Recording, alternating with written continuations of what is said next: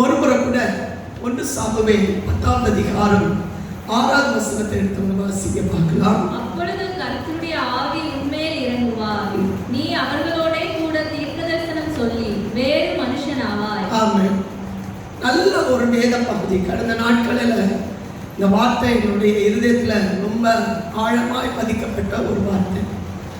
அப்பொழுது கர்த்தருடைய ஆவி உன்மேல் இறங்குவார், நீ அவர்களோடு கூட தீர்க்கதரிசனம் சொல்லி வேறு மனுஷனாவாய். 3 காரியங்கள் அந்த வேத பகுதியில் சொல்லப்பட்டிருக்கிறது. இன்னைக்கு நாம் தியானிக்கும் போது 1 சாமுவேல் 9ஆம் அதிகாரத்தையும் 10ஆவது அதிகாரத்தினுடைய ஒரு சில பகுதிகளையும் நாம் இன்னைக்கு சற்று தியானிக்க போகிறோம். இஸ்ரவேல் ஜனங்களுக்கு நியாயம் செய்து கொண்டிருக்கிற காலகட்டங்கள் முடிகிற நேரத்தில் இஸ்ரவேல் ஜனங்கள் எல்லாரும் கேட்டாங்க, எங்களுக்கு ஒரு தலைவர் வேணும், ஒரு ராஜா வேண்டும் என்று கேட்டது நிமித்தம் கர்த்தர் ஒரு ராஜாவை ஆயத்தமாக்கினார். அந்த ஆயத்தமாக்கப்பட்ட ராஜா தான், முதல் ராஜா தான் சவுல் என்று வேதத்தில் சொல்லப்பட்டிருக்கிறது. கவனிக்கிறீங்களா? இந்த சவுலை குறித்து சொல்லப்பட்டிருக்கிறது. சாதாரணமான ஒரு மனுஷன், சாதாரணமான கோத்திரத்தில் உள்ளவன், சாதாரணமான ஒரு குடும்பத்தை சார்ந்தவன், அற்பமாய் எண்ணப்பட்ட ஒரு குடும்பத்தை சார்ந்தவன். ஆனா அப்படிப்பட்ட ஒரு குடும்பத்திலிருந்து எத்தனையோ வசதி படைத்த ஜனங்கள் மத்தியிலே, எத்தனையோ கோத்திரங்கள், நல்ல கோத்திரங்கள் இருக்கிறவங்க மத்தியிலும் நம்ம சாதாரணமா அற்பமா எண்ணப்பட்ட ஒரு குடும்பத்திலிருந்து தேவன் ஒரு மகனை இஸ்ரவேல் ஜனங்களுக்கு தீர்க்கதரிசியாக கர்த்தர் என்ன செய்தார்? ஏற்படுத்தினார். புரிஞ்சவங்க ஆமென் சொல்லுங்க பார்க்கலாம்.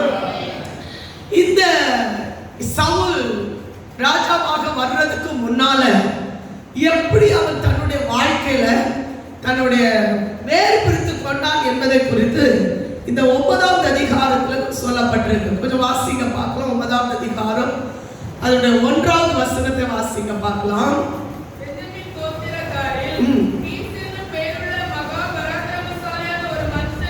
இருந்தான்.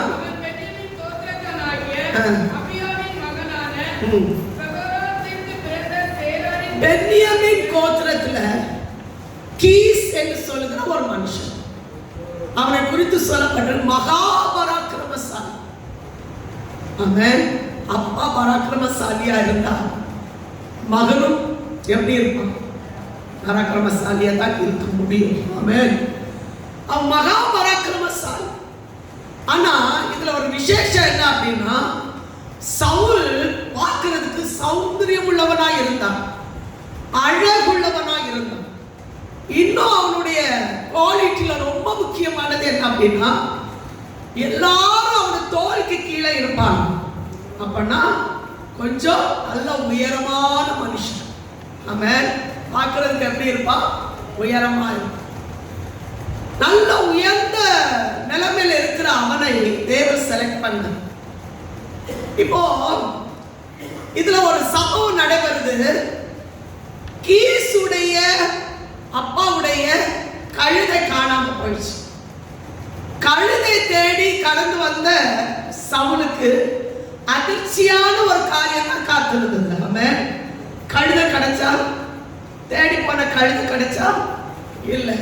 நான் ஜெபத்தை நடத்திட்டு இருக்கும் போது இந்த கழுதை குறித்து கர்த்தர் எனக்கு முன்னால கொண்டு வந்து நிறுத்தினார். அப்போ சிலரை ஆஸ்வதிப்பதற்கு, சிலரை உயர்த்துவதற்கு, சிலரை வேறு விதமாக திசை திருப்புவதற்கு சில கழுதைகள் காணாம போயும்.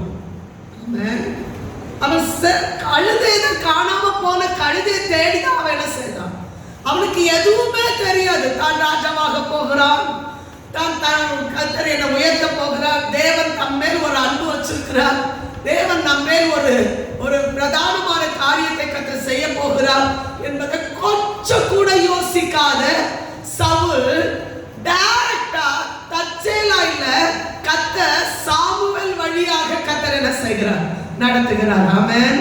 சாமுவேலை சந்திப்பதற்காகவே கர்த்தர் கழுதை காணாமல் போகி அவன் சாமுவேல் பக்கமாக கர்த்தர் திருப்பி கொண்டு வந்த. சில நேரங்களில் கர்த்தர் நம்மோடு கூட வழி நடத்தப்படும் போது நான் எங்க போறேன்னே தெரியாது. அந்த கர்த்தர் நம்மை நடத்தப்படும் போதுதான் கர்த்தர் நடத்துகிற ஆச்சரியமான பாதைகளை கர்த்தர் நமக்கு வெளிப்படுத்தப்பட முடியும். ஹல்லேலூயா. காணாமல் போன கழுதைக்காக விசாரிப்பதற்காக தான் ஆமென் அன்றைக்கு இருந்த சூழ்நிலையில, அன்றைக்கு இருந்த பயங்கரமான நிலைமையில ஒரு ஞான திருஷ்டியா இருந்தவன் தான் சாமுவேல். ஆமென்.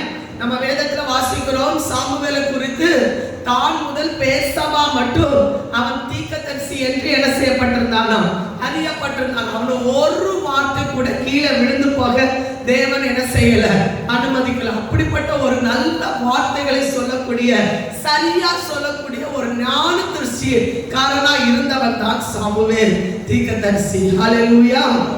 இவரை தேடி கடந்து செல்லும் போது வசனம் சொல்லுது, கூட ஒரு வேலைக்காரனும் கடந்து சென்றிருந்தான். சாமுவேல் தீர்க்கதரிசியை பார்க்கணும்னு சொல்லும் போது அவங்களுக்குள்ளால ஒரு குழப்பம். நம்ம போனா கை வீசிட்டு போனா சரியாகாது. தீர்க்கதரிசன் சொல்லுகிற தேவனுடைய மகனுக்கு ஏதாவது கையில கொடுத்துட்டு நம்ம என்ன செய்யணும், வரணும். இப்படிப்பட்ட சூழ்நிலையில வேலைக்காரன் கையில இருந்த பணத்தோடு கூட அவங்க உள்ள பிரவேசித்தார்கள் என்று வேதம் சொல்லுகிறது. வாசிங்க பார்க்கலாம். அதனுடைய 8வது வசனத்தை வாசிங்க. அந்த வேலைக்காரன் சவுலை பார்த்து, இதோ என் கையில் இன்னும் 1/4 சேக்கல் வெள்ளி இருக்கிறது. தேவனுடைய மனுஷன் நமக்கு நம்முடைய வழியை அறிவிக்கும்படிக்கு அதை அவருக்கு கொடுப்பேன், நம்முடைய வழியை அறிவிக்கும்படிக்கு அதை நான் கொடுப்பேன் என்று சொல்லி அவன் கையில இருந்த 1/4 சேக்கல் வெள்ளியை எடுத்து சவுல் கையில கொடுத்து சாமுவேல் தீர்க்கதரிசியை சந்திக்க கடந்து செல்றான். இப்போ இதுல ஒரு முக்கியமான பகுதி என்னன்னா, சவுல் வருவதற்கு முன்பாகவே சாமுவேல் தீர்க்கதரிசியிடத்துல சவுல் வருவதை தேவன் அறிவித்து விட்டார். ஆமென். இப்படி ஒரு நட்டையா ஒரு மனுஷன் வருவான், அழகான ஒரு மனுஷன் வருவான். சவுல்னு அவனுக்கு பேரு. அவனை இஸ்ரவேல் ஜனங்களுக்கு ராஜாவாக என்ன செய்யணும், அபிஷேகம் பண்ணணும். யாருக்கு தெரிஞ்சாச்சு? சாமுவேலுக்கு தெரிஞ்ச. இப்ப யாரும் ஒண்ணும் தெரியாம போறது யாரு? சவுல். உள்ள போகும்போது அவன் எப்படி என்ன நினைச்சிட்டு போனா, கழுதை எங்க இருக்குன்னு பார்க்கணும், கழுதை எங்க இருக்குன்னு விசாரிக்கிறதுக்காக கடந்து சென்ற நேரத்துல வேதம் தெளிவா சொல்லப்பட்டிருக்கு. அதனுடைய 16வது வசனம் வாசிக்க பார்க்கலாம். நாளை இந்நேரத்தில், அந்த 15, 16 சவுல் வர ஒரு நாளுக்கு முன்னே கர்த்தர் சாமுவேலின் காது கேட்க, சாமுவேலின் காது கேட்க, நாளை இந்நேரத்தில் பென்யமீன் நாட்டானாகிய ஒரு மனுஷனை உன்னிடத்தில் அனுப்புவேன். அவனை என் ஜனமாகி இஸ்ரவேல் மேல் அதிபதியாக அபிஷேகம் பண்ண கடுவாய். அவன் என் ஜனத்தை பெலிஸ்தரின் கைக்கு நீங்களாக்கி ரட்சிப்பான். என் ஜனத்தின் முறையீடுகள் என்னிடத்தில் வந்து எட்டினபடியால் நான் அவர்களை கடாட்சித்தேன் என்று வெளிப்படுத்தி இருந்தான். அந்த வார்த்தை எவ்வளவு அழகா இருக்கு பாத்தீங்களா? சாமுவேல் தீர்க்கதரிசி இடத்துல சொன்ன வார்த்தை என்ன?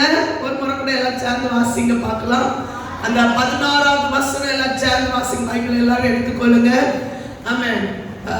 1 சாமுவேல் 9வது அதிகாரம் அதனுடைய 16வது வசனம் எல்லாம் சத்தமா வாசிங்க பார்க்கலாம். நாளை பென்யமீன் நாட்டானாகிய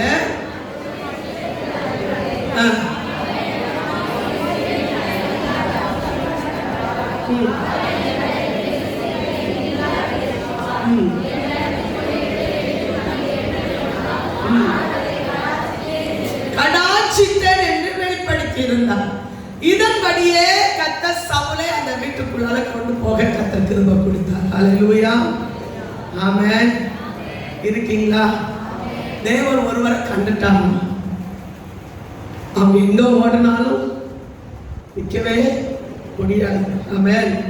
சவுல் வந்தது கழுதை தேடி, ஆனா தேவன் அவனை தேடி வந்தது ஒரு ராஜாவாக. ஆமென். இன்னைக்கும் இந்த இடத்துல வந்திருக்கிற பிள்ளைகளோடு கூட கர்த்தர் சொல்லுங்க, நம்ம வந்திருக்கிறது ஒரு சாதாரணமான அழிந்து போகிற காரியங்களுக்காக இருக்கலாம். கழுதை வந்து அழிந்து போக ஒரு காரியம், அதை தேடி வந்திருக்கலாம். ஆனா கர்த்தர் அதை தேட சொல்லல.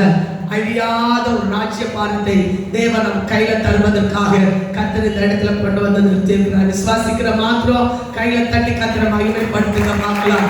இன்னைக்கு தேவ சமூகத்துல வந்திருக்கிற பிள்ளைகளோடு கூட கர்த்தர் சொல்கிறது, அழிகிற ஒரு காரியத்தை அல்ல, அழியாத ஒரு நித்திய மகிமைக்கு நேராக கர்த்தர் நம்மை கொண்டு போவதற்காக ஏற்படுத்தி இருக்கிறபடியா ஆங்காங்கே இருந்த நம்மை கர்த்தர் ஒன்று சேர்த்து கர்த்தருடைய நாமத்தை உயர்த்துவதற்கு கர்த்தர் கொடுத்த நல்ல பாக்கியத்துக்காக கர்த்தரை துதிக்க கர்த்தர் இந்த நாளில் அவன் அழியாத ராஜ்யத்துக்கு நேரம் கர்த்தர் நம்மை வழி நடத்துவார். ஹல்லேலூயா.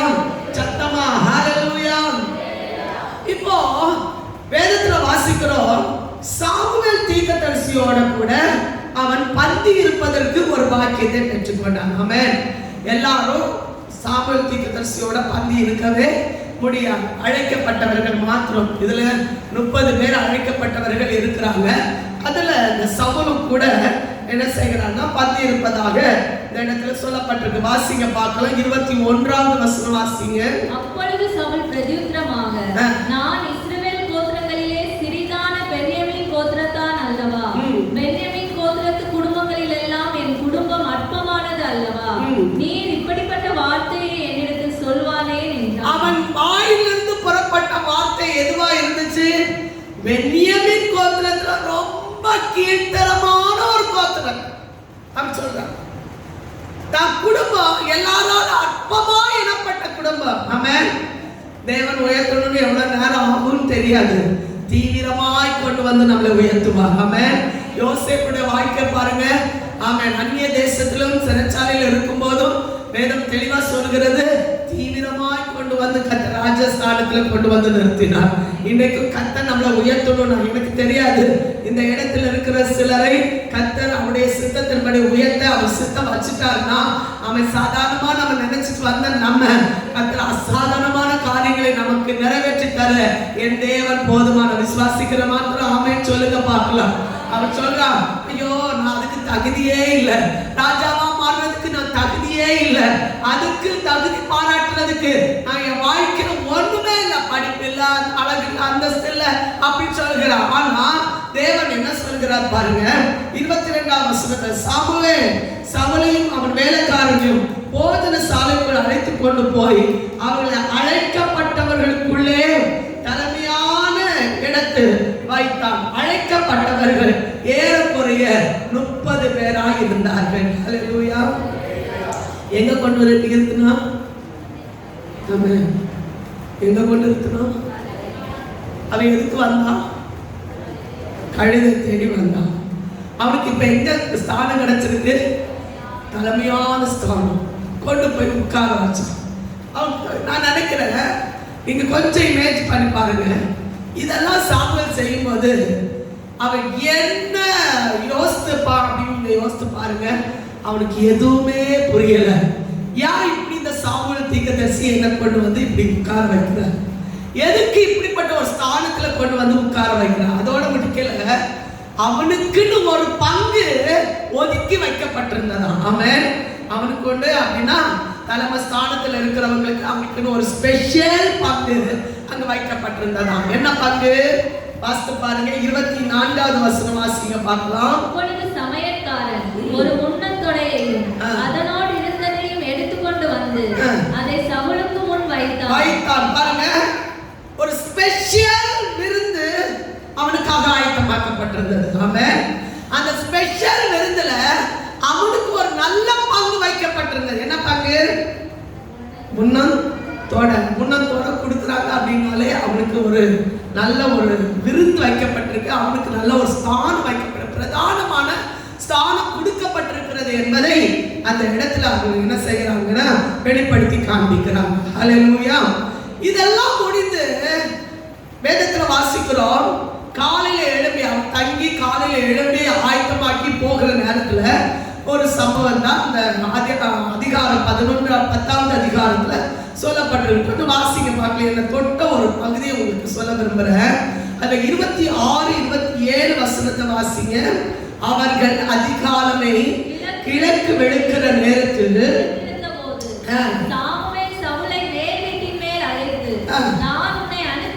நான் உன்னை அனுப்பிவிடும்படி ஆயத்தப்படி என்றான். அவனும் சாமுவேலும் இருவருமாக வெளியே புறப்பட்டார்கள். அவர்கள் பட்டணத்தின் கடைசி மட்டும் இறங்கி வந்தபோது சாமுவேல் சவுலை, இந்த வார்த்தை நீங்க கொஞ்சம் கவனமா காமிக்கணும். சாமுவேல் சவுலை பார்த்து, வேலைக்காரன் நமக்கு முன்னே நடந்து போக சொல் என்றார். சொல்லப்படுகிற ரகசியத்தை எல்லாரும் அறியணும்னு சொல்லப்படவில்லை. ஹல்லேலூயா. சிலருக்கு தனிப்பட்ட முறையில தனியா தான் சொல்லணும், வெளிப்படையாக சொல்லக்கூடாது. சில காரியங்களை தேவன் நமக்கு சொல்லும்போது தனியா அழைத்து கர்த்தர் என்ன செய்கிறார்? இயேசு கிறிஸ்து உலகத்தில் வாழ்ந்த காலத்துல பாருங்க, சில அற்புதங்களை கர்த்தர் செய்யும்போது தனியா கூட்டிட்டு போய் தனியா தான் அந்த அற்புதத்தை என்ன செய்தார். இங்க நீங்க பாருங்க, சாமுவேல் சவுலோடு கூட வந்த வேலைக்காரனை முன்னால போ சொல்லு, நான் உனக்கு தேவன் சொல்லுகிற வார்த்தைய ரகசியமா நான் உன்னிடத்துல சொல்லணும் அப்படின்னு சொல்றேன். ரகசியமா சொல்லப்படுகிற காரியத்தை நீ வேற யாருக்கும் சொல்லக்கூடாது. ஆமென். சீஷர்களுடையும் இயேசு சில ரகசியத்தை சொல்லியிருந்தார். மர்ரூப மலைக்கு போயிட்டு 3 பிரதான சீஷர்கள் கீழே இறங்கி வந்தாங்க. வர நேரத்துல சீஷர்களை பார்த்து சொன்னாங்க, இந்த ரகசியத்தை, இந்த காரியத்தை மரித்து உயிரோடு எழுப்புற நாள் வரையில் நீங்க என்ன செய்யக்கூடாது, யார்ட்டையும் சொல்லுங்க. அவங்க சொல்லல. கர்த்தர் ரகசியத்தை ரகசியமா தான் வச்சிருந்தார். ஆமென். சவுலுக்கும் சாமுவேலுக்கும் உள்ள ரகசியத்தை வேற யாருக்கும் தெரிவிக்கிறதுக்கு தேவன் அனுமதிக்கல. சாமுவேல் சொல்கிறார், இது அவன் அறிய வேண்டிய காரியம் அல்ல, உனக்கும் தேவனுக்கும் உரியது. ஆமென். உனக்கும் ராஜ்யபாரத்துக்கும் உரியது. இந்த ரகசியத்தை உனக்கு மாத்திரம் நான் தெரிவிக்கும்படி கர்த்தர் அழைத்திருக்கிறார். ஹல்லேலூயா.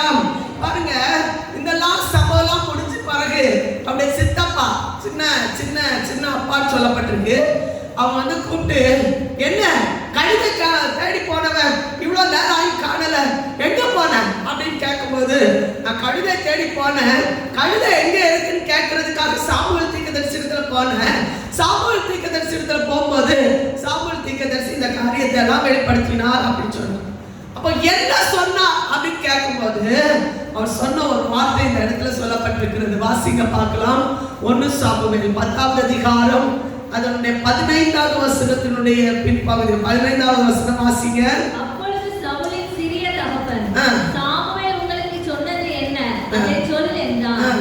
சவுல் தன் சிறிய தகப்பனை பார்த்து, கழுதைகள் அகப்பட்டது என்று எங்களுக்கு தீர்மானமாய் சொன்னார் என்றான். ஆனாலும் இந்த வார்த்தைக்காரனை ஆனாலும் ராஜ்யபாரத்தை பற்றி சாமுவேல் சொன்னதை அறிவிக்கவில்லை. இந்த வார்த்தை எல்லாம் சேர்ந்து சொல்லுங்க பார்க்கலாம். ஆனாலும் ராஜ்யபாரத்தை பற்றி சாமுவேல் சொன்னதை, ஆமென், எல்லாம் சேர்ந்து சொல்லுங்க.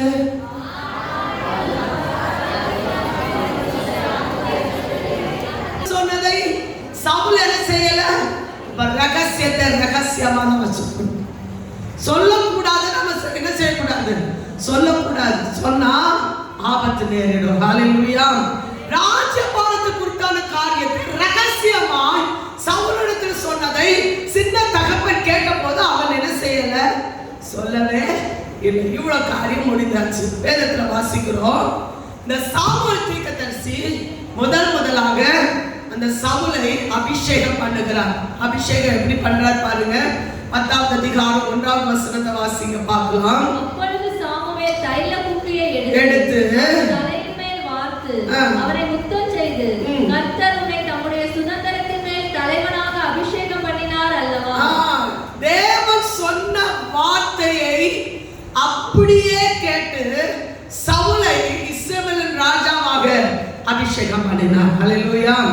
தைல குப்பியை எடுத்து, உண்மையா சொல்ல போனா அபிஷேகம் நிறைந்தவங்க அபிஷேகத்துல நிரம்பி ஒரு காரியத்தை நிறைவேற்றினா கர்த்தர் பரலோகத்துல அது என்ன செய்யப்படும்? அங்கீகரிக்கப்படும். புரிஞ்சவங்க மட்டும் ஒரு ஆமென் சொல்லுங்க பார்க்கலாம். தேவன் தீர்க்கதரிசியிடத்தில் சொன்ன வார்த்தையை அப்படியே நிறைவேற்றின போது கர்த்தர் சவுல் மேல கர்த்தருடைய ஆவியானவர் தங்கி இருந்தார். ஆமென். கர்த்தர் அந்த தைல குப்பி எப்போதெல்லாம் அவன் மேல எப்போ ஊற்றப்பட்டதோ அந்த நேரத்திலிருந்து ராஜ்யபாரம் சவுல் மேல கொடுக்கப்பட்டிருந்தது. ஆமென். நல்ல மனசோட தான் கர்த்தர் அந்த காரியத்தை நிறைவேற்றுவதற்கு கர்த்தர் கிருபை கொடுத்தார். இதுல 2வது வசனம் வாசிங்க பார்க்கலாம். நீ இன்றைக்கு என்னை விட்டு போகிற போது 3 அடையாளங்கள். ஆமென். ஹல்லேலூயா.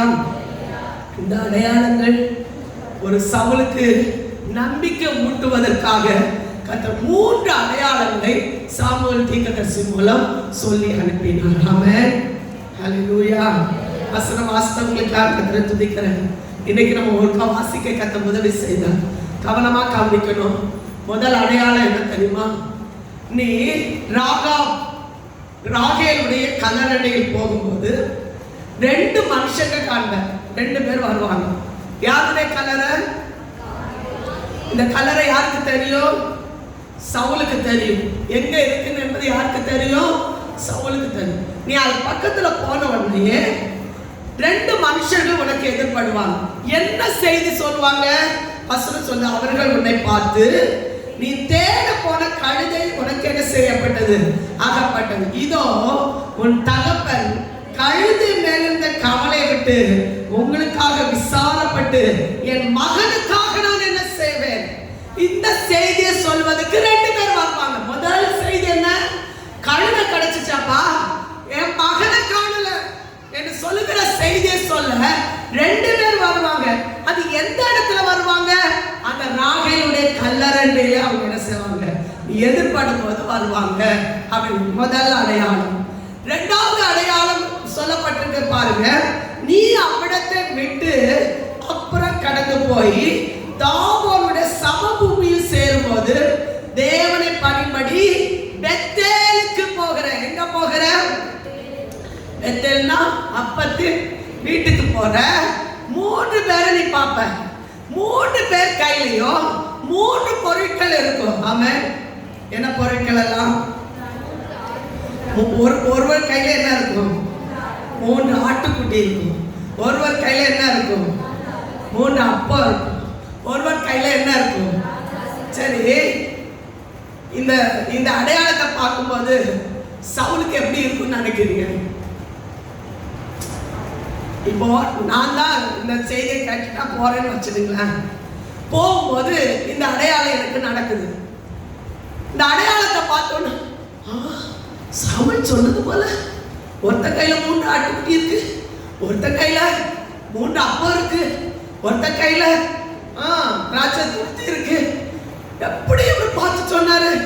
சாதாரணமா சொன்ன அவருடைய வார்த்தை இங்க அப்படியே நடக்குது.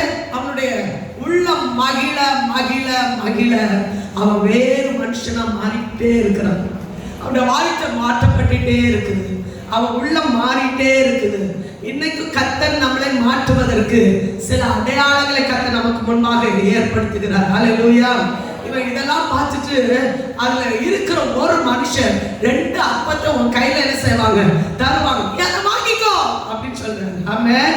இப்போ 2வது அடையாளம் சொல்லப்பட்டது. 3வது அடையாளம் என்ன சொல்லப்பட்டிருக்கு பாருங்க. 5வது வசனம் வாசிங்க பார்க்கலாம். பின்பு பெலிஸ்தரின் தானியம் இருக்கிற தேவனுடைய மலைக்கு போவாய். அங்கே நீ பட்டணத்திற்குள் பிரவேசிக்கையில் மேடையிலிருந்து இறங்கி வருகிற தீர்க்கதரிசிகளின் கூட்டத்திற்கு எதிர்படுவாய். அவர்களுக்கு முன்பாக தம்புரும் வேதமும் நாகசுரமும் சுரமண்டலமும் போகும். அவர்கள் தீர்க்க தரிசனம் சொல்லுவார்கள். அவர்கள் என்னெல்லாம் போகும்? அவங்களுக்கு பின்னால டபா டபா டபான்னு அடிக்க கூட்டம் போகும். எப்போதுமே ஆமென். அந்த தாள சத்தம் கேட்டாலே ஆட்டோமேட்டிக்கா எல்லாருக்கும் என்ன வரும்? எழுப்புதல் வருமா வராதா? இது மூணாவது அடையாளம். போயிட்டே இருக்குமா மேடையில இருந்து ஒரு தீர்க்கதரிசிகள் கொஞ்சம் வராங்க. அதோட சேர்த்து என்ன வருது? மேளம், நாகசுரம், சுரமண்டலம். சும்மா போகாது. எல்லாரும் தீர்க்கதரிசனம் சொல்லிட்டே போயிட்டு இருப்பாங்க. இது டபா டபா அடிச்சுட்டு போயிட்டே இருப்பாங்க. இவரும் உள்ள போனதோட ஆட்டோமேட்டிக்கா இவரு மேல கர்த்தருடைய ஆவியானவர் இறங்கி வந்தார். ஹல்லேலூயா. சத்தமா ஆமென் சொல்லுங்க. என்னுடைய செய்தியினுடைய தலைப்பு என்ன தெரியுமா? வேறு மனுஷனா மாறுவார். ஹல்லேலூயா. இதுவரை என்ன கேட்டுட்டு இருந்தீங்க? இதுவரை இன்ட்ரோடக்ஷன் தான் கேட்டுருக்கீங்க. ஆமென். குழப்பமா இருந்திருக்கும்ல. செய்தி தலைப்பு என்ன? ஆமென். நீ வேறு மனுஷனா மாறுவார். ஆமென். இவ்வளோ அடையாளங்களை பெற்று அது எனக்கு பிடிச்சது என்ன தெரியுமா? சாமலை விட்டு அவன் வெளியே போகும்போது அவனுடைய இருதயம் வேறு இதயமாக மாற்றப்பட்டது. ஆமென். சில இடங்களை கர்த்தர் கொண்டு போய் நிறுத்தும் போது நம்ம சாதாரணமா தான் போயிருப்போம். அசாதாரணமா கர்த்தர் நம்மை மாற்றுகிறார். நம்முடைய இருதயம் மாறி இருக்கும், நம்முடைய பேச்சு மாறி இருக்கும், நம்முடைய செயல் மாறி இருக்கும். இன்னைக்கு கர்த்தர் நம்மோடு கூட பேசுவது என்ன தெரியுமா? நாம் வேறு மனுஷனாக எப்போ மாறுகிறோமோ, எப்போ நம்ம ஒப்பு கொடுக்கிறோமோ, எப்போ தேவனுடைய திட்டம் நம்ம வாழ்க்கையில நிறைவேறுதோ, அந்த நேரத்திலிருந்து நாம் அநேகருக்கு ஆசீர்வாதமா கர்த்தர் மாற்ற முடியும். ஆமென். அதுவரை சவுல் ஒரு தனித்தவன் தான். சவுல் ஒரு தனியா ஒரு ஆளாக நம்முடைய வாழ்க்கை காணப்பட்டது. எப்போ அபிஷேகம் அவனுக்குள்ளால இறங்கி வந்ததோ, ஆவியானவர் எப்போ அவனுக்குள்ளால இறங்கினாரோ, அந்த நேரத்திலிருந்து கர்த்தருடைய ஆவியானவர் அவனை பலமாய் கிரியை செய்ய ஆரம்பித்தார். நல்ல கையில தட்டி ஆவியில நிரம்பி சொல்லுங்க, இன்னைக்கும் கர்த்தரை தேடி வருகிற தேவனுடைய பிள்ளைகளுக்கு, அவர் அண்டையில் வருகிற தேவனுடைய பிள்ளைகளுக்கு, அவர் வார்த்தை கேட்கிற தேவனுடைய பிள்ளைகளுக்கு ஒரு இருதயம் மாற்றப்படுகிற, அவன் வேதம் சொல்கிறது, கல்லான இருதயத்தை எடுத்து போட்டு சதையான இருதயத்தை கொடுக்கிற ஒரு வல்லமுள்ள தேவனுக்கு முன்பாக அவன் சாதாரணமாக இருக்கிறவர்களை கொண்டு அசாதாரணமான காரியங்களை நிறைவேற்றக்கூடிய ஒரு நல்ல இருதயத்தை தேவன் நமக்கு தருவார் என்றார். வாழ்க்கையில் ஒரு மாற்றம் தருவார் என்றார். சிந்தனையில் ஒரு மாற்றம் தருவார் என்றார். எல்லா சூழ்நிலையில் ஒரு மாற்றம் தருவார் என்றார். நாம் சாதாரணமானவர்கள் அல்ல. அவன் வேறு மனுஷனாக மாற்றப்படும் போது, புது மனுஷனாக மாற்றப்படும் போது நமக்குள்ள ஒரு மாற்றம் இருக்கிறது. உலக மனுஷர்கள் அறிந்து கொள்கிற அளவுக்கு கர்த்தர் மாற்றுவார். ஹல்லேலூயா. பின்னால சொல்லப்பட்டிருக்கிறது, ஆவியானவர் மேல் இறங்கி வந்த உடனே அவர் என்ன சொன்னானா? தீர்க்கதரிசனம் சொன்னானா? ஆமென். ஆவியானவர் இறங்கி வந்தா ஒருத்தர் சும்மா இருக்க முடியாது. நான் சொல்வேன், தைரியமா வேதத்தின் அடிப்படையில சொல்ல முடியும். ஆவியானவர் உங்களுக்குள்ளால யார் எப்பேற்பட்டவங்களா இருக்கலாம், துன்மார்க்கரா இருக்கலாம், ஆமென், நீதிமானா இருக்கலாம், இல்ல ஒருவரை கர்த்தர் தொடணும்னு கர்த்தர் நினைச்சிட்டார்னா, அவருக்குள்ளால ஆவியானவர் இறங்கிட்டார்னா, எந்த மனுஷனானாலும் சரி கர்த்தர் அவங்களை மாற்றும் போது அவங்க மேல கர்த்தர் வைத்திருக்கிற திட்டத்தை நிறைவேற்ற என் தேவன் போதுமானவர். ஹல்லேலூயா. சத்தமா சொல்லுங்க பார்க்கலாம். ஹல்லேலூயா. வாசிங்க பார்க்கலாம். யார் யார் மேலெல்லாம் கர்த்தருடைய ஆவியானவர் இறங்கி வந்தார். இறங்கின போது அவங்க செய்த சில முக்கியமான செயல்கள், சாதாரணமா இருந்தவர்களை கர்த்தர் எப்படி அசாதாரணமா கர்த்தர் மாற்றினார். ஆவியானுடைய கிரியை ஒரு மனுஷனுக்குள்ளால இறங்கினா கர்த்தர் அவங்களை எப்படி உபயோகப்படுத்துகிறார் என்பதை குறித்து வேதத்தில் சொல்லப்பட்டிருக்கு. வாசிங்க பார்க்கலாம். நியாயாதிபதிகள் 6ஆம் அதிகாரம் அதனுடைய 34வது வசனம் வாசிங்க பார்க்கலாம். நியாயாதிபதிகள் 6ஆம் அதிகாரம் அதனுடைய 34வது வசனம்.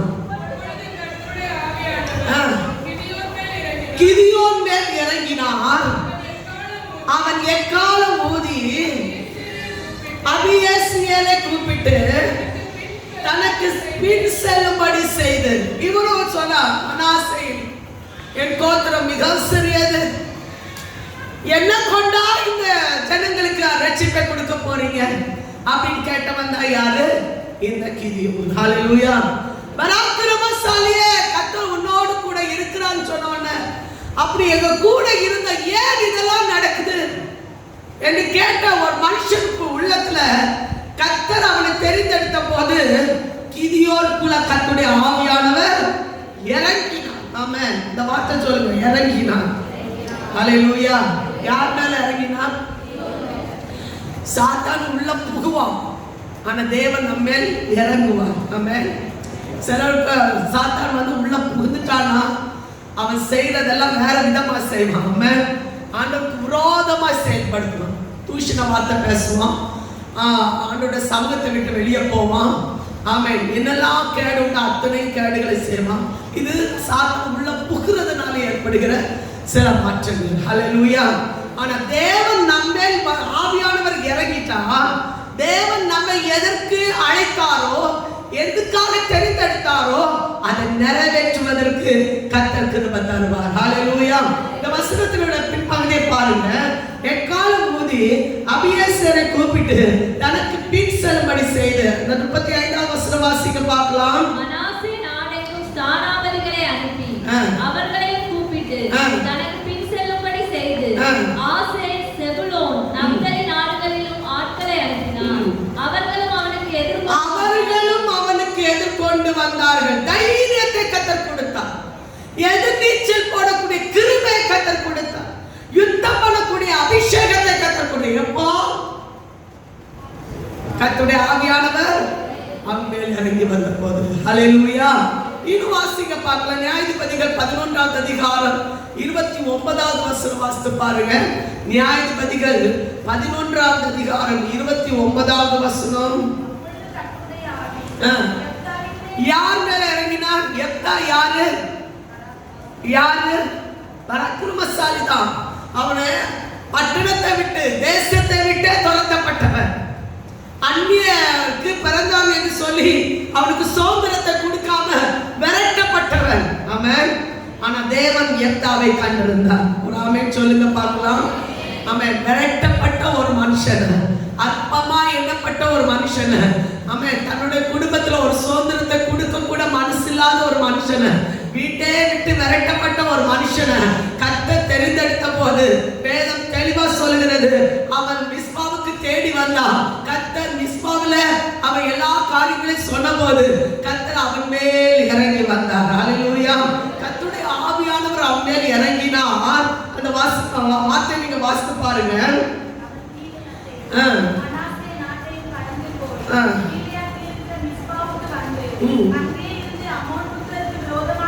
யாருக்கு விரோதமா போனா? அம்மோன் புத்திரருக்கு விரோதமா, தேவனுக்கு விரோதமாய் செயல்பட்ட ஒரு கூட்டத்துக்கு விரோதமாய் அவன் கடந்து செல்ல கர்த்தர் கிருபை கொடுத்தார். விசுவாசிக்கிறவங்க ஆமென் சொல்லுங்க. இன்னைக்கு இந்த செய்தி கேட்டுக்கொண்டிருக்கும் போதே சொல்லுங்க, என் மேல சாத்தானுக்கு அதிகாரம் இல்ல, கர்த்தருடைய ஆவியானவருக்கு அதிகாரம் என் மேல உண்டு.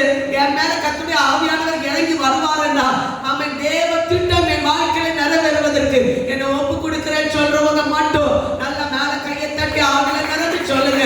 இன்னைக்கு யாரை கர்த்தர் கண்டிருக்கிறாரோ, யார் மேல கர்த்தர் இறக்கம் வைத்திருக்கிறாரோ, யார் மேல கர்த்தர் சித்தம் இருக்கிறதோ, யாரை கர்த்தர் தெரிந்தெடுத்திருக்கிறாரோ, யாரை கொண்டு கர்த்தர் எழுப்புதல் உண்டாக கர்த்தர் உதவி செய்யணும் கர்த்தர் விரும்புகிறாரோ, எவரை கொண்டு கர்த்தர் யுத்தத்துக்கு நேராக வழிநடத்தணும் கர்த்தர் விரும்புகிறாரோ, அவர்களை கொண்டு கர்த்தர் ஒரு உன்னதமான அபிஷேகத்தை கர்த்தர் கொடுத்து கர்த்தருடைய ஆவியானவர் மேல் இறங்கி ஆமென் ஆளுகை செய்த போதும் அவங்களால சும்மா இருக்க முடியல. யாரெல்லாம் கூட்டிட்டு போகணுமோ அத்தனை பேரை கூட்டிட்டு போய் அம்மோன் புத்திரருக்கு விரோதமாய் யுத்தம் பண்ணுவதற்கான அபிஷேகத்தை கர்த்தர் கொடுத்தார். ஹல்லேலூயா. எதிர்க்க வேண்டியவங்க நம்ம எதிர்த்து தான் ஆகணும். அது கர்த்தருடைய கிருபை இல்லாம நம்மளால எதிர்க்கவே முடியாது. ஹல்லேலூயா. மூன்றாவது பாருங்க, எசேக்கியேல் 11ஆம் அதிகாரம் அதனுடைய 5வது வசனத்துல எசேக்கியாவின் மேல கர்த்தருடைய ஆவியானவர் இறங்கி வந்தபோது நடந்த சம்பவத்தை குறித்து சொல்லப்பட்டிருக்கு. வாசிங்க. எசேக்கியேல் 11ஆம் அதிகாரம் அதனுடைய 5வது வசனம். அப்பொழுது கர்த்தருடைய ஆவி என் மேல் இறங்கினார். அவர் என்னை நோக்கி, நீ சொல்ல வேண்டியது என்னவென்றால், பாருங்க, கர்த்தருடைய ஆவியானவர் இறங்கும் போது கர்த்தர் என்ன சொல்லணும்னு நினைக்கிறாரோ அதை சொல்லி முடிக்கக்கூடிய தைரியத்தை அபிஷேகத்தை கர்த்தர் தருகிறார். ஆமென். ஹல்லேலூயா. நீ சொல்ல வேண்டியது என்னவென்றால், இஸ்ரவேல் வம்சத்தாரே, நீங்கள் இப்படி பேசுகிறது உண்டு. உங்கள் மனதில் எழும்புகிறதை நான் அறிவேன். இந்த நகரத்தில் நீங்கள் அநேகரை கொலை செய்தீர்கள், நீதிகளை கொலை உண்டவர்களால் நிரப்பினீர்கள் என்று. ஆமென். கொலை கூட்டத்தார். ஆமென். யாரு? இஸ்ரவேல் ஜனங்கள். ஆமென். கொலை கூட்டத்தார். இன்னைக்கு உங்களை பார்த்து நீங்க கொலை செய்தீர்கள் சொன்னா யாராவது சும்மா விடுவோமா? வசனமே தெளிவா சொல்லுது, சகோதரர்களை பகைக்கிறவங்க கொலையாளிகள் சொல்லப்பட்டு. ஆமென். சகோதரர்களை பகைத்தாலே நீங்க கொலைக்கு சமம்னு சொல்லப்பட்டு. இன்னைக்கு கொலை செய்தீங்கன்னு சொல்லிட்டு ஒருத்தரை பார்த்து சொன்னா யாரும் அதை ஏற்றுக்கொள்ள மாட்டாங்க. ஆனா கர்த்தருடைய ஆவியானவர் மேலே இறங்கி வந்த போது தைரியமா சொல்லக்கூடிய ஒரு கிருபையை கர்த்தர் நமக்கு கொடுத்தார். ஆமென். எசேக்கியேல் தீர்க்கதரிசிக்கு என்ன தைரியத்தை கொடுத்தார்? ஆமென். நீங்க அநேகரை கொலை செய்தீர்கள், அதன் வீதிகளை கொலை உண்டவர்களால் நிரப்பினீர்கள் என்று கர்த்தர் சொல்கிறார். இன்றைக்கும் தேவ வார்த்தை கேட்டுக்கொண்டிருக்கிற பிள்ளைகளோடு கூட கர்த்தர் சொல்கிறார், நாம் தேவனுடைய பிள்ளைகளாக இருந்தால், தேவனுடைய ஆவியானவர் நம்ம மத்தியில இறங்கி வந்தால், எதெல்லாம் தேவனுக்கு விரோதமாய் செயல்படுகிறதோ அதுக்கு விரோதமாய் எதிர்த்து நிற்கக்கூடிய ஒரு அபிஷேகத்தின் வல்லமை தேவன் நமக்கு தந்து பலப்படுத்துவாராக. ஹல்லேலூயா. சத்தமா சொல்லுங்க. ஹல்லேலூயா. லூக்கா எழுதின சுவிசேஷம் 3ஆம் அதிகாரம் அவருடைய 22வது வசனத்தை எடுத்து வாசிங்க பார்க்கலாம். லூக்கா நல்ல தெரிந்த வேத பகுதி தான். லூக்கா எழுதின சுவிசேஷம் 3ஆம் அதிகாரம் அதனுடைய 22வது வசனம். பரிசுத்த ஆவியானவர் ரூபம் கொண்டு புறாவை போல அவர் மேல் இறங்கினார். வானத்திலிருந்து ஒரு சத்தமும் உண்டாகி, நீர் என்னுடைய நேசகுமாரன். அதுக்கு முந்தின வசனம் கூட வாசிங்கமா. ஜனங்கள் எல்லாரும் ஞானஸ்நானம் பெற்றபோது இயேசுவும் ஞானஸ்நானம் பெற்று ஜெபம் பண்ணுகையில். ஹல்லேலூயா. ஜனங்கள் எல்லாரும் ஞானஸ்நானம் பெற்றாங்க. மனம் திரும்பினவங்க ஞானஸ்நானம் பெற்றாங்க. வேதத்துல சொல்லப்பட்ட மனம் திரும்பாமல் வந்தவர்களும் உண்டு, மனம் திரும்பினவர்களும் உண்டு. ஆனா மனம் திரும்பி ஞானஸ்தானம் பெற்றவர்கள் மத்தியில இயேசுவும் ஞானஸ்தானம் பெற்ற போது வேதம் சொல்லுகிறது, ஜெபம் பண்ணுகையில் வானம் அவளுக்காக என்ன செய்யப்பட்டது? திறக்கப்பட்டது. 22ஆம் வசனம் எல்லாம் சேர்ந்து வாசிங்க பார்க்கலாம். பரிசுத்த ஆவியானவர் ரூபம் கொண்டு புறாவை போல் அவன் மேல் இறங்கினார். வானத்திலிருந்து ஒரு சத்தமும் உண்டாகி, நீர் என்னுடைய நேசகுமாரன், உம்மேல் பிரியமாய் இருக்கிறேன் என்று உரைத்தது. ஹல்லேலூயா. வானத்திலிருந்து கீழே இறங்கி வந்த ஒரு மனுஷ அவதாரம் எடுத்த இயேசு கிறிஸ்துவுக்கே பரிசுத்த ஆவியானவர் வந்து இறங்குவார் என்றார். இன்னைக்கு ஆண்டவர் சமூகத்தை தேடி வந்திருக்கிற பிள்ளைகளோடு கர்த்தர் சொல்லுகிற வார்த்தை, வானம் நமக்கு திறக்கப்படணும்னா ஆவியானுடைய உதவி நமக்கு தேவை, ஆவியானுடைய இரக்கம் நமக்கு தேவை, ஆவியானுடைய கிருபை நமக்கு தேவை. யார் மேலெல்லாம் ஆவியானவர் இறங்கி வருகிறாரோ அவங்க மேலெல்லாம் கர்த்தருடைய ஆவியானவர் பலத்த காரியங்களை செய்கிறார். அது மட்டும் இல்ல, இயேசுவை பார்த்து சொல்ல வருவாங்க, இவர் என்னுடைய நேசகுமாரன், இவரில் நான் பிரியமா இருக்கிறேன். கர்த்தர் நம்ம பிரியமா இருக்கணும்னா கர்த்தருக்கு விரோதமாய் செயல்படுகிற சத்துருடைய ஆதிக்கங்களை முறியடிக்கக்கூடிய பலம் நமக்கு தேவைன்னா ஆவியானவர் நம்ம மத்தியில இறங்கி வரணும். ஆமென். ஹல்லேலூயா. ஆவியானவருடைய பலம் நமக்கு தேவை. வேதம் சொல்லுங்க, பரிசுத்த ஆவியை எடுத்து வரும்போது நீங்கள் பலம் கிடைக்கும். பலம் இல்லாம எந்த சத்துருவை நம்ம வீழ்த்தவே முடியாது. சொல்லுங்க, எனக்குள்ள அந்த பலம் வேணும், என் மேல இறங்கி வரணும் ஆண்டவரே. இன்னைக்கு நம்ம இந்த இடத்தை விட்டு போகும்போது யாரும் அவன் வந்தது போல போகாம நாம் ஒரு வேறு மனுஷனாக வேறு மனுஷியாக மாற்றப்பட்டவர்களாக அம்மே நமக்குள்ள ஒரு மாற்றம் இருக்கிறத உலகம் அறிந்து கொள்ளணும். ஆமே, இவங்க ஒரு கீசுடைய மகன் எப்படி இவருக்குள்ளால இவ்வளவு மாற்றம், இவ்வளவு தீர்க்க தரிசனம் சொல்கிறாங்க என்று சொல்லி அவனை குறித்து பல விதத்துல பேசுகிற அளவுக்கு கர்த்தர் அவனை மாற்றினார், கர்த்தர் அவனை பலப்படுத்தினார், கர்த்தர் அவனை மேல் கர்த்தருடைய கிருபை கர்த்தர் ஊற்றினார். இன்னைக்கு அந்த அபிஷேகம் என்னால இறங்கட்டும் எத்தனை பேர் விரும்புறீங்க? வேதத்துல சொல்லப்பட்டிருக்கிறது, அவன் விக்கிரங்களை வழிபட்டு கொண்டிருந்த அவன் கொர்நேலியுடைய வீட்டுக்குள்ளால கர்த்தருடைய ஆவியானவர் இறங்கி வருவதற்கு காரணம் அவங்க தேவனை நோக்கி பார்த்து கர்த்தருடைய வார்த்தையை ஏற்றுக்கொண்ட போது அங்க கூடியிருந்த அத்தனை பேர் மேல் கர்த்தருடைய ஆவியானவர் இறங்கி வந்தார். ஆமென். அந்த வசனத்தை வாசிக்க பார்க்கலாம். அப்போஸ்தலர் 10ஆம் அதிகாரம் அதனுடைய 44ஆம் வசனத்தை எடுத்தவங்க வாசிக்க பார்க்கலாம். இந்த வார்த்தைகளை பேதுரு பேசிக்கொண்டிருக்கையில் வசனத்தை கேட்டவர்கள் யாவரும் பாருங்க, அதுல 43ஆம் வசனம் வாசிக்க பார்க்கலாம். அவரை விசுவாசித்தவன் எவனோ அவன் அவருடைய நாமத்தினாலே பாவ மன்னிப்பை பெறுவான் என்று தீர்க்கதரிசிகள் எல்லாரும் அவரை. இந்த வார்த்தை ரொம்ப முக்கியமானது.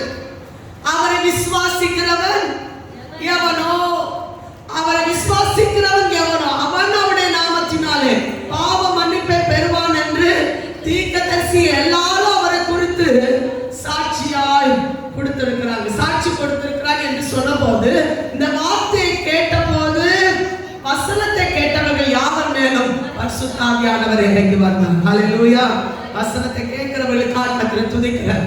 கேட்கும் போதே உண்மையா கேட்கிறவங்க உள்ளத்துல ஆவியானவர் இறங்கி வருவார். ஆமென். உண்மையா கேட்கிற பிள்ளைகள் மத்தியில, மாஞ்சியா கேட்கிற பிள்ளை மத்தியில நீங்க வெறுமையா போகவே மாட்டீங்க. வேதம் தெளிவா சொல்லுது, ஆமென், ஆவியானுடைய கிரியை எல்லா மனுஷருக்குள்ளால காணப்பட வேண்டும் என்பதை தேவன் நம்மிடத்தில் எதிர்பார்க்கிறார். ஆமென். எல்லா மத்தியிலும் இறங்கி வந்தார். ஆமென். 120 பேர் கூடி இருந்த இடத்துல கர்த்தர் இறங்கி வந்தார். ஆமென். கொர்நேலிய வீட்டில் இருக்கிற அத்தனை பேர் கூடி இருந்த இடத்திலும் கர்த்தர் இறங்கி வந்தார். இந்த இடத்துல கூடி இருக்கிற அத்தனை பேர் மேலும் விசுவாசத்தோட அவரை நோக்கி பார்த்தா நிச்சயமா கர்த்தர் இறங்கி வர. விசுவாசிக்கிற ஆமென் சொல்லுங்க பார்க்கலாம். என் மேல் கர்த்தருடைய ஆவியானவர் இறங்கி வருவதற்கு கர்த்தர் என்னை பலப்படுத்துங்கன்னு சொல்ற எல்லா பிள்ளைகள் மேலும் அந்த அபிஷேகம் இறங்கி வருவதாக. ஆமென். வேதம் சொல்லு, கர்த்தர் என் மேல் இருக்கிறார், அந்த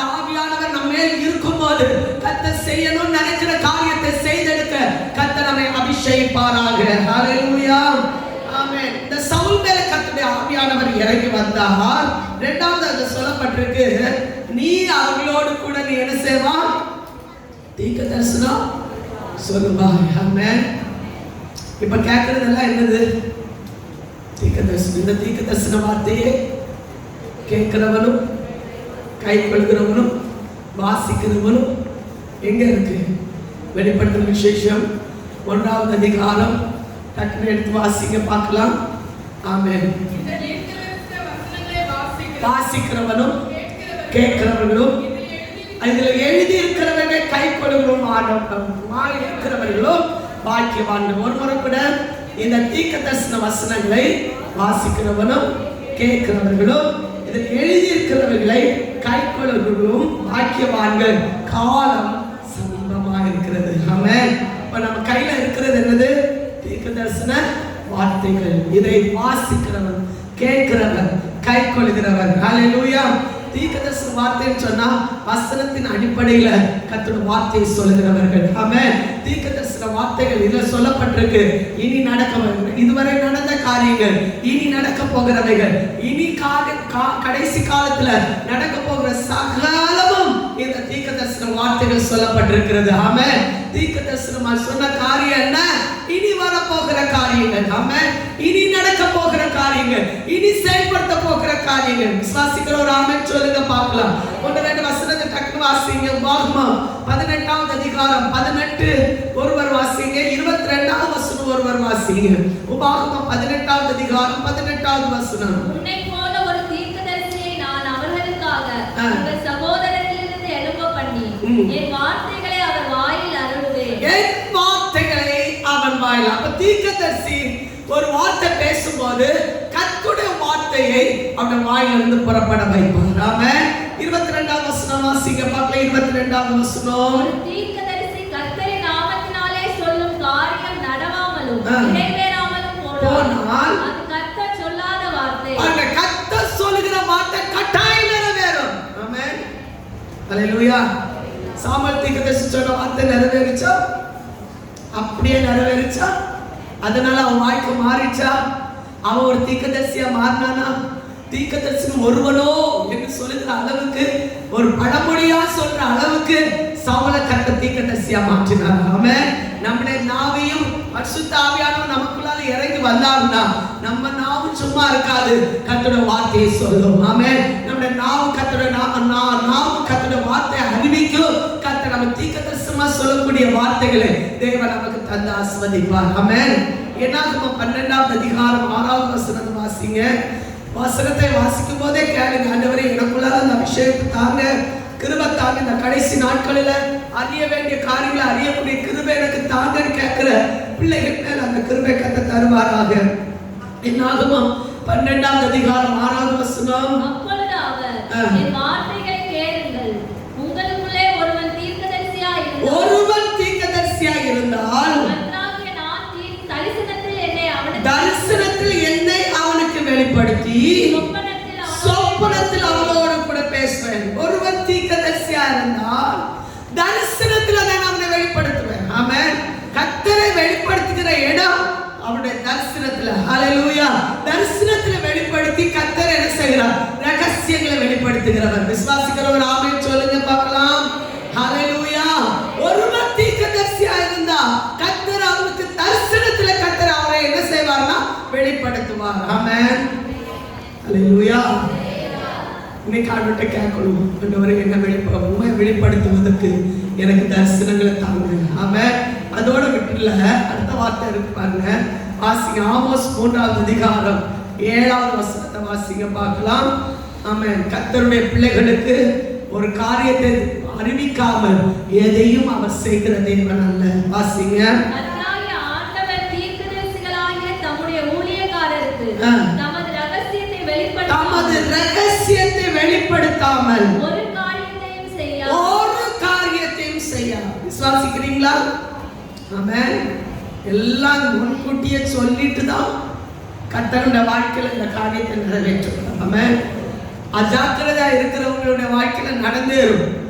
ஆமென். ஜாக்கிரதையா உள்ளவங்களுடைய வாழ்க்கையில நடக்காமல் பாதுகாத்துக் கொள்ள கர்த்தர் நமக்கு பலன் தருவார். விசுவாசிக்கிற ஆமென் சொல்லுங்க பார்க்கலாம். நடக்கிறதுக்கு முன்பாகவே தீர்க்கதரிசி மூலமா கர்த்தர் நம்மோடு பேசுவார். அதை ஜாக்கிரதையாக ஏற்றுக்கொள்கிறவர்கள், தேவ சமூகத்தில் காத்திருக்கிறவர்கள், உபவாசத்தோடு காத்திருக்கிற தேவனுடைய பிள்ளைகளுக்கு அது நடக்காமல் பாதுகாத்துக் கொள்ள ஒரு வாய்ப்பை கர்த்தர் தருகிறார். அல்லேலூயா. ஒரு கண்ணீரின் ஜெபம் தீர்க்கதரிசனத்தை மாற்றினது. ஆமென். ஒரு கண்ணீரின் ஜெபம். யாருடைய ஜெபம்? எசேக்கியாவுடைய மிகுந்த அழுகை கண்ணீரின் ஜெபம் அவருடைய தீர்க்கதரிசனத்தை மாற்றினது. ஆமென். அடுத்த கட்டத்துல அவன் முற்றத்துக்கு போறதுக்கு முன்னாலேயே கர்த்தர் அவன் ஜீவனை கர்த்தர் திரும்ப கொடுத்தார். அல்லேலூயா. ஆமென். யோனாவுடைய காலகட்டத்துல அவன் 40 நாளுக்குள்ள அழிந்து போக சொன்ன தீர்க்கதரிசனத்துல இஸ்ரவேல் அந்த நினிவே பட்டணத்துல இருக்கிறவங்க எல்லாரும் ஆமென் ரெட்டுடுத்தி சாம்பல உட்கார்ந்து ஜெபித்த போது கர்த்தர் தீர்க்கதரிசனத்தை மாற்றினார். ஆமென். நம்முடைய வாழ்க்கையில மாற்றத்தை கொடுப்பதற்காகவே முன்கூட்டிய தீர்க்கதரிசி மூலமாக ஒரு காரியத்தை கர்த்தர் அறிவிப்பார் என்றால் ஆமென் அது வராமல் நம்மை பாதுகாத்துக் கொள்வதற்கு யாரெல்லாம் தேவ சமூகத்தில் அர்ப்பணிக்கிறார்களோ அர்ப்பணிக்கிற பிள்ளைகளுக்கு கர்த்தர் அந்த கிருபைகளை கர்த்தர் கட்டளையிட. நல்ல கையில தட்டி ஆமென் சொல்லுங்க பார்க்கலாம். இன்றைக்கு தேவ சமூகத்தில் கர்த்தருடைய வார்த்தையின் மூலம் பேசப்பட்டு கொண்டிருக்கிற காரியம் என்ன? நாம் செய்கிற காரியங்களுக்கு முன்பாக, நமக்கு நடக்கிறதுக்கு முன்பாக ஆமென் ஒருவரை கர்த்தர் அபிஷேகித்து அந்த அபிஷேகத்தின் மூலம் வாயாக இன்று கர்த்தருடைய வார்த்தை இந்த அழிவிலிருந்து உங்களை பாதுகாத்துக் கொள்வதற்கு நீங்க ஆயத்தமாக்கி கொள்ளுங்க. இப்படிப்பட்ட ஒரு அழிவு வரப்போகுது, பயங்கரமான அழிவு வரப்போகுது என்பதை முன்னறிவிக்கிற காலகட்டத்தில் யாரெல்லாம் தேவ சமூகத்தில் காத்திருந்து ஆண்டவரே என்னுடைய வாழ்க்கையில அந்த அழிவு வராதபடி பாதுகாத்துக் கொள்கிறாங்க என்று யார் ஒப்பு கொடுக்கிறார்களோ, அறிக்கை எடுக்கிறார்களோ, தேவ சமூகத்தில் மனஸ்தாபப்படுகிறார்களோ அவருடைய மத்தியில கர்த்தர் ஒரு மாற்றத்தை கொடுக்க என் தேவன் ஒருவன். நல்ல கையில தட்டி சொல்லுங்க. தீர்க்கதரிசியா மாற்றப்பட்டது மாற்றம் அல்ல, அவருடைய வாழ்க்கை மாற்றப்பட்டது. அவர் வேறு மனுஷனா மாற்றப்பட்டார். ஹல்லேலூயா. அவருடைய இருதயம் மாற்றப்பட்டது, அவருடைய பேச்சு மாற்றப்பட்டது, அவருடைய செயல் மாற்றப்பட்டது. ஹல்லேலூயா. சவுலுடைய மாற்றம் எப்படி இருந்துச்சு பாருங்க. அதுல சொல்லப்பட்டிருக்கு, வாசிங்க. ஆமென். 9வது வசனம் 10வது வசனம் வாசிங்க பார்க்கலாம். அவன் சாமுவேலை விட்டு போகும்படி திருப்பின போது தேவன் அவனுக்கு வேறே இருதயத்தை கொடுத்தார். அந்த அடையாளங்கள் எல்லாம் அன்றைய தினமே நேரிட்டது. அவர்கள் அந்த மலைக்கு வந்தபோது இதோ தீர்க்கதரிசிகளின் கூட்டம் அவனுக்கு எதிராக வந்தது. அப்பொழுது தேவனுடைய ஆவி அவன் மேல் இறங்கினதினால் அவனும் அவர்களுக்குள்ளே தீர்க்கதரிசனம் சொன்னான். அதற்கு முன்னே அவனை அறிந்தவர்கள் எல்லாரும். இந்த வார்த்தை கொஞ்சம் கவனமா கவனிங்க. அதற்கு முன்னே அவனை அறிந்தவர்கள் எல்லாரும் அவன் தீர்க்கதரிசிகளோடு இருந்து தீர்க்கதரிசனம் சொல்லுகிறதை கண்டபோது கீசின் குமாரன். இந்த வார்த்தை சொல்லுங்க. கீசின் குமாரனுக்கு வந்தது என்ன? ஆமென். உங்க பேரை சொல்லி சொல்லுங்க. உங்களுக்கு வந்தது என்ன? 4 பேர் உங்களை பார்த்தவங்க, இதுக்கு முன்னால நடந்ததெல்லாம் பார்த்தவங்க, நீங்க பேசுனதெல்லாம் பார்த்தவங்க. இப்போ ஒரு மாற்றத்தை பார்த்துட்டு இவங்களுக்கு நடந்தது என்ன? என்ன பார்த்து சொல்லுங்க. ஷீபாவுக்கு நடந்தது பேச்செல்லாம் வேற மாதிரி போகுது, பேச்சே வித்தியாசமா போகுது. இவருக்கு என்னதோ நடந்திருக்கு. ஆமென். ஹல்லேலூயா. ஆமென். புரிந்தவங்களுக்கு ஸ்தோத்திரம், புரியாதவங்களுக்கு ஸ்தோத்திரம். உங்களுக்கு நடந்தது என்ன? நேற்றை தான் வேற மாதிரி பேசிட்டு இருந்தேன், நேற்றை தான் சாதாரணமா இருந்தேன், நேற்றை தான் இவங்களை பார்த்தா இந்த கீசின் குமாரனா தான் இருந்தான். ஆமென். இந்த ஒரு சாதாரணமான ஒரு மனுஷனா தான் இருந்தான். ஆனா இன்னைக்கு தீர்க்கதரிசனம் சொல்லிட்டு இருக்கா. இவருக்கு நடந்தது என்ன? ஹல்லேலூயா. ஏதோ ஒரு மாற்றம் நடந்திருக்கு. அபிஷேகம் ஒரு மனுஷனுக்குள்ள இறங்குனா அவன் மாறி இருக்கிற நம்மளால பார்க்க முடியும். அவன் பேச்சு மாறும், செயல் மாறும். மாறல அப்படின்னா அது அபிஷேகம் இல்லை. ஆமென். 100க்கு 100 சொல்ல முடியும்.